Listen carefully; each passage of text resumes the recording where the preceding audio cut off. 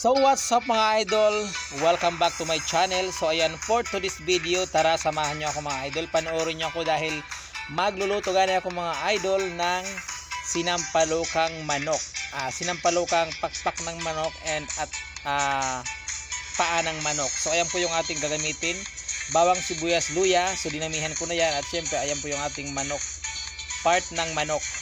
And ayan na mga idol, fast forward, minikos na ni idol ang luya. So ayan, dinamihan ko na yung luya at pinino ko paghiwa para mas masarap kainin. At ayan, syempre dinamihan ko na rin yung bawang, sibuyas.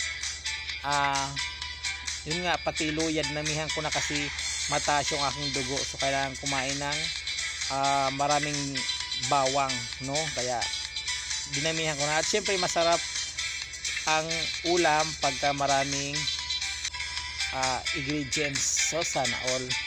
So ayan mga idol, fast forward, dinagay ko na nga pala yung ating chicken feet and chicken wings. So ayan, dalawang part lang ng manok ang aking minuto mga idol, kasi pinaghalo ko lang kasi mas masarap pagka may halo kasi. So ayan na mga idol, malapit na maluto yung ating manok.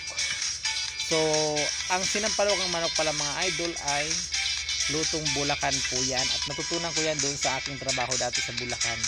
Masarap siya at lalo kung maasim. So ayan mga idol, dahil luto na nga pala yung ating chicken, ay susunod natin yan lagay yung ating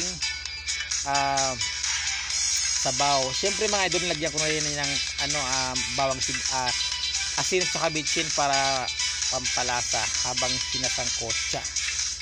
So ayan po, dahil luto na nga po mga idol ang ating chicken, ay lagyan natin ng kaunting sabaw. So kaunting sabaw lang nilagay ko mga idol para mas masarap pag kaunti yung sabaw.